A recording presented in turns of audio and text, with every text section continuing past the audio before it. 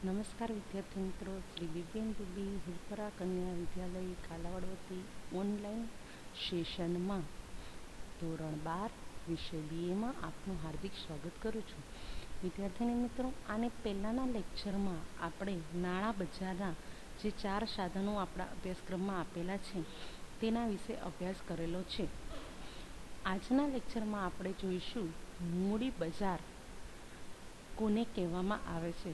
તમે કહેશો મૂડી બજાર જ દીદી ક્યાંથી આવ્યું? તો આપણે યાદ કરો કે ભારતીય મૂડી માળખાની વાત કરતા હતા. ભારતીય મૂડી માળખાને 4 ઘટકોમાં સમાવેશ કરવામાં આવે છે. આથી એક મહત્વનું ઘટક છે નાણાકીય બજાર. તો આ નાણાકીય બજારને મુખ્યત્વે 2 ભાગમાં વહેંચવામાં આવે છે: મૂડી બજાર અને નાણાં બજાર. મૂડી બજાર અને નાણાં બજાર. અને મૂડી બજારમાં પણ પાછા 2 પાર્ટ પડે છે, એટલે કે 2 બજારનો સમાવેશ થાય છે: પ્રાથમિક બજાર અને ગૌણ બજાર. તો આજે આપણે આજના લેક્ચરમાં મૂડી બજાર કોને કહેવામાં આવે છે એના વિશે અભ્યાસ કરવાનો છે. એટલે કે આ નાણાકીય બજારમાં 2 ભાગ રહેલા છે: મૂડી બજાર અને નાણાં બજાર. તો કોને આપણે મૂડી બજાર કહેશું, કોનો સમાવેશ મૂડી બજારમાં થાય અને કોનો સમાવેશ નાણાં બજારમાં થાય, એના વિશે આપણે આજે અભ્યાસ કરવાનો છે. મૂડી બજાર કોને કહેવાય? તો જે લાંબા ગાળાની જામીનગીરોનું ખરીદ વેચાણ જે જગ્યાએ કરવામાં આવે છે તેને આપણે મૂડી બજાર તરીકે ઓળખીએ છીએ.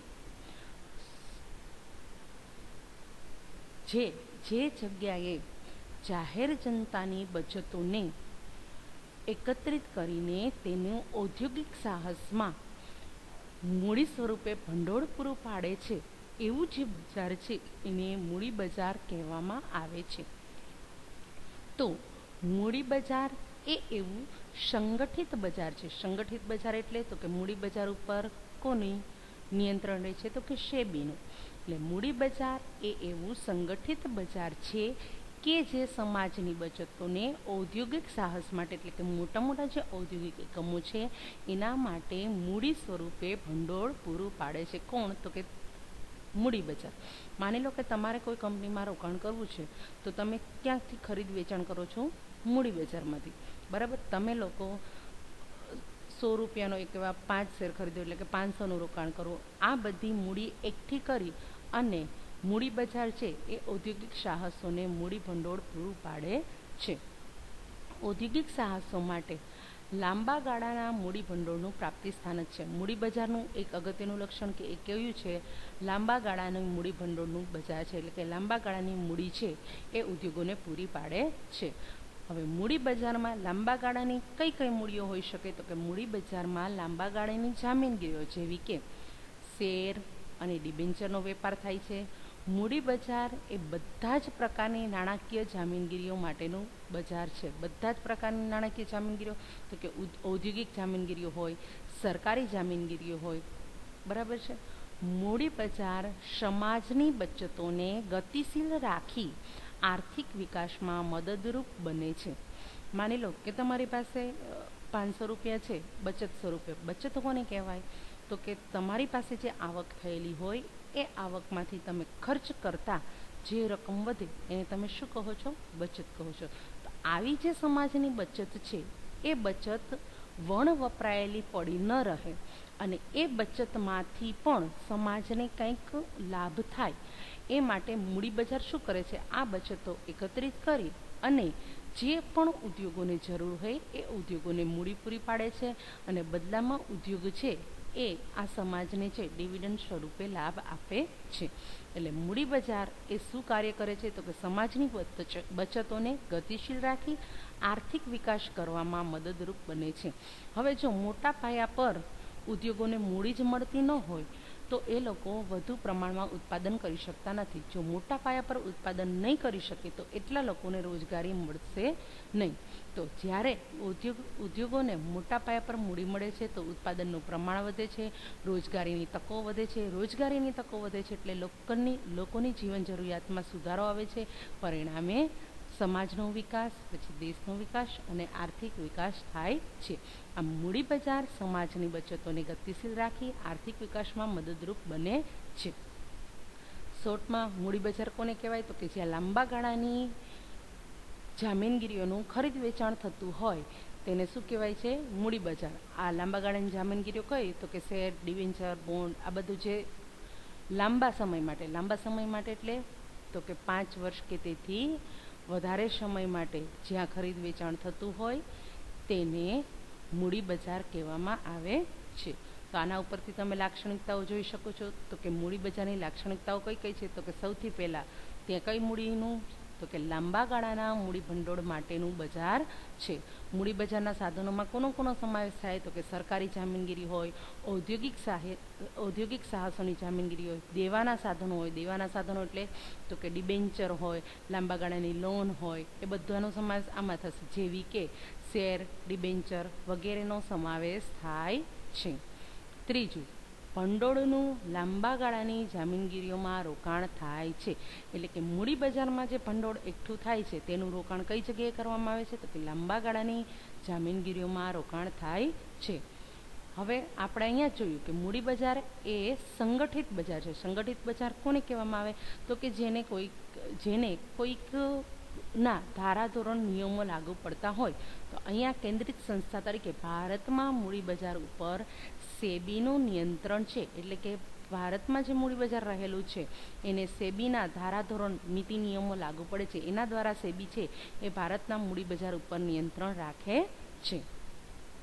પાંચમું, જામીનગીરીઓ જેવી કે શેર, ડિબેન્ચરની માલિકીની ફેરબદલી થાય છે. હવે આ માલિકીની ફેરબદલી એટલે શું? માની લો કે તમે છે એ 5,000ના શેર ખરીદેલા છે. હવે લાંબા ગાળાની જામીનગીરીમાં રોકાણ તમે કરેલું છે. હવે કંપની કે ઉદ્યોગ તો તમને ક્યારે પાછું આપશે? એ શેરની કિંમત છે એ ક્યારે પાછી આપશે? તો કે જ્યારે કંપનીનું વિસર્જન થશે અને જો કંપની પાસે મૂડી હશે તો તમને રકમ આપશે. તો એ સિવાય તમારે એ રકમ પાછી જોઈતી હોય તો તમે તમારા નામના શેર છે એ બીજાને વેચી આપો છો. એટલે હવે જે માલિકી પહેલાં તમારી હતી એ માલિકી કોની થઈ જાય છે? બીજાની થઈ જાય છે. તો આ રીતે તમે છે માલિકીની ફેરબદલી કરી શકો છો. છઠ્ઠું છે, નાણાકીય મિલકતોને તરલતા આપે છે. તરલતા આપે છે એટલે તો કે જે નાણાકીય મિલકતો છે એને જો તમારે જરૂર હોય તો સરળતાથી બીજાને વેચી અને તેનું રોકડમાં રૂપાંતર કરી શકો છો. સાતમું, મૂડી બજાર 2 ભાગમાં વહેંચાયેલું છે, પ્રાથમિક બજાર અને ગૌણ બજાર. હવે આપણે આગળ વાત કરવાની જ છે. તો કે મૂડી બજારના પણ 2 ભાગ પડે છે, પ્રાથમિક બજાર અને ગૌણ બજાર. હવે આગળ આપણે જોઈ લઈએ પ્રાથમિક મૂડી બજાર કોને કહેવામાં આવે? વિદ્યાર્થી મિત્રો, પ્રાથમિક એટલે કે પાયાની, મુખ્ય, બરાબર, જે પહેલાં હોય એ. જ્યારે કંપની છે એ પહેલી વખત શેર બહાર પાડે, નવી જામીનગીરી બહાર પાડે, તો એ જે નવી જામીનગીરીઓનું બજાર છે એને પ્રાથમિક મૂડી બજાર કહેવામાં આવે છે. હવે તમે કહેશો કે નવી જામીનગીરી દીધી એટલે શું અને જૂની જામીનગીરી એટલે શું? તો કે માની લો કે તમે કોઈ કંપનીના, ટાટા કંપનીના શેર ખરીદેલા છે, બરાબર છે. એ શેર હવે તમે લીધેલા છે, હવે તમે બીજા વ્યક્તિને વેચો છો, બરાબર. એટલે કે જે હયાત શેર છે એનું જ તમે ફરીથી વેચાણ કરો છો, તો એને કહેવામાં આવશે જૂના શેર, એટલે કે ગૌણ શેર બજારનો એમાં સમાવેશ થાય છે. જ્યારે ટાટા કંપની છે એ નવો પ્રોજેક્ટ બહાર પાડતી હોય અને ફરીથી મૂડી મંગાવશે, નવા શેર બહાર પાડશે, એ જે જગ્યાએ ખરીદ વેચાણ થાય છે એને કહેવામાં આવે છે પ્રાથમિક મૂડી બજાર, બરાબર. માની લો કે ટાટા સ્ટીલ છે એ હવે ટાટા આયન એવો નવો પ્રોજેક્ટ બહાર પાડે છે, તો એ નવા પ્રોજેક્ટ માટે એ મૂડી એકઠી કરી એટલે નવા શેર બહાર પાડે છે, તો એ જે જગ્યાએ શેર બહાર પડશે એને પ્રાથમિક મૂડી બજાર કહેવામાં આવે છે. એટલે બહાર પાડવામાં આવતી નવી જામીનગીરીઓનું બજાર છે. આથી પ્રાથમિક મૂડી બજારને નવી જામીનગીરીઓનું બજાર કહે છે. એટલે પ્રાથમિક મૂડી બજારને બીજું નામ છે નવી જામીનગીરીઓનું બજાર. હવે કોને કહેવામાં આવે પ્રાથમિક મૂડી બજાર? તો કે પ્રથમ વખત બહાર પાડવામાં આવતી નવી જામીનગીરીઓના વેચાણનું બજાર હોવાથી રોકાણકારો માત્ર એ જગ્યાએ નવી જ જામીનગીરી ખરીદી શકે છે. જૂની જામીનગીરીઓનું ખરીદ વેચાણ ત્યાં થતું નથી. જૂની એટલે કે કંપનીએ સીધી બહાર પાડી હોય અને તમે ખરીદો, જ્યારે ત્યાં તમે જૂની જામીનગીરીઓ ત્યાં કંપની બહાર નહીં પાડે, કોઈ વ્યક્તિ પાસેથી તમારે ખરીદવાનું થાય છે. મૂડી ભંડોળ ઊભું કરવા માટે નવી જામીનગીરીઓના વેચાણનું બજાર એટલે પ્રાથમિક મૂડી બજાર. તો પ્રાથમિક મૂડી બજારની લાક્ષણિકતાઓ જોઈ લઈએ. સૌથી પહેલાં તો કે ત્યાં નવી જામીનગીરીઓ જ બહાર પાડવાનું બજાર છે, ત્યાં નવી જામીનગીરીઓ જ બહાર પાડવામાં આવે છે. બીજું, ત્યાં નવી જામીનગીરીઓનું વેચાણ થાય છે અને રોકાણકારો એને ખરીદી શકે છે. ત્રીજું, પ્રાથમિક બજારમાં શું હોય છે તો કે અનેક મધ્યસ્થીઓ હોય છે. મધ્યસ્થીઓ એટલે શું તો કે તમારે ત્યાં શેર પહોંચે ત્યાં સુધીમાં ઘણા બધાનું પહેલાં આપણે કામ લેવું પડે છે. તો કે સૌથી પહેલાં બુક રનિંગ લીડ મેનેજર. હવે આ બુક રનિંગ લીડ મેનેજર કોને કહેવાય તો કે તમારે કંપનીને જ્યારે શેર બહાર પાડવા હોય તો એની પહેલાં વિજ્ઞાપન પત્ર તૈયાર કરાવવું પડે, વિજ્ઞાપન પત્રના નિયમો જાણવા પડે, એની અંદર નિષ્ણાંતોની સલાહ લેવી પડે, વિજ્ઞાપન પત્ર નોંધાવવું પડે. આ તમામ કાર્ય છે એ તમે બુક રનિંગ લીડ મેનેજર દ્વારા પણ કરાવી શકો છો. એટલે પ્રાથમિક બજારમાં જ્યારે કોઈ કંપનીને કે ઉદ્યોગોને નવા શેર બહાર પાડવા હોય ત્યારે સૌથી પહેલાં એ બુક રનિંગ લીડ મેનેજર છે એ વિજ્ઞાપન પત્ર બહાર પાડશે, એની તમામ કાર્યવાહી છે એ કરે છે. ત્યાર પછી તમને જરૂર પડશે ભરણાના રજિસ્ટ્રાર, એટલે કે જે રજિસ્ટ્રાર તમારી નોંધણી કરી આપે છે. તો આ શું કરશે તો કે આ જ્યારે વિજ્ઞાપન પત્રને બધું રજૂ કરશે ત્યારે એ ભરણાના રજિસ્ટ્રાર છે એ નોંધી આપી અને તમને ભરણું બહાર પાડવાની છૂટ આપે છે. ત્યાર પછી શેર દલાલ.